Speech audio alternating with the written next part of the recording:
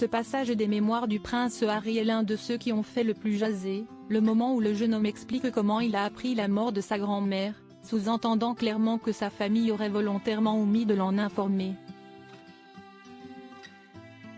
Cependant, comme l'ont relevé nos confrères du Daily Mirror dans un article daté du vendredi 12 janvier, cette version des choses ne serait pas conforme à la réalité.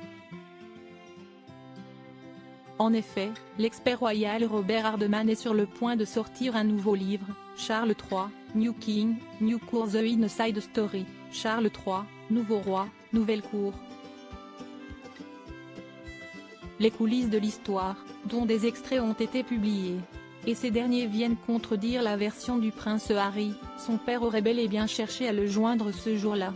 Ce 8 septembre 2022, le prince Harry, qui se trouvait déjà au Royaume-Uni, s'était empressé de prendre un avion pour rejoindre sa grand-mère, qu'il savait au plus mal.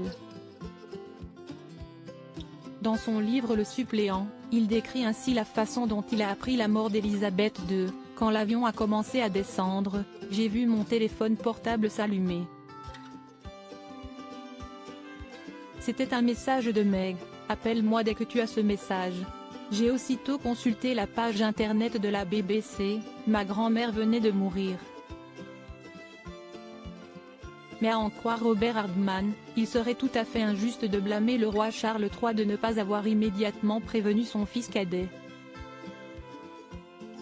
En effet, ce n'est pas faute d'avoir essayé, comme il l'explique, le duc de Sussex était en vol, et il était donc injoignable. Supérieur à hommage à Élisabeth II, William, Harry et Charles III unis dans la douleur de nombreux appels dans ses mémoires, le suppléant, le prince Harry, insinue que personne n'a daigné lui dire quoi que ce soit, et qu'il en a été réduit à apprendre la nouvelle sur le site internet de la BBC. Mais ce n'est pas la vérité, affirme Robert Hardman. Citant un membre du personnel du palais, le journaliste spécialiste de la monarchie britannique précise, le roi a bel et bien tenté de joindre son fils cadet sans attendre.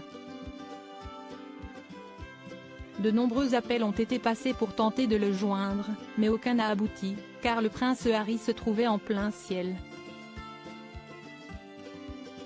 Il ne s'agirait donc pas d'une mise à l'écart délibérée, mais d'un malheureux concours de circonstances. Quoi qu'il en soit, ce malentendu illustre encore une fois le fossé qui sépare désormais le prince Harry du reste de sa famille. Article écrit avec la collaboration de 6 médias Crédit Photo, Julien Burton.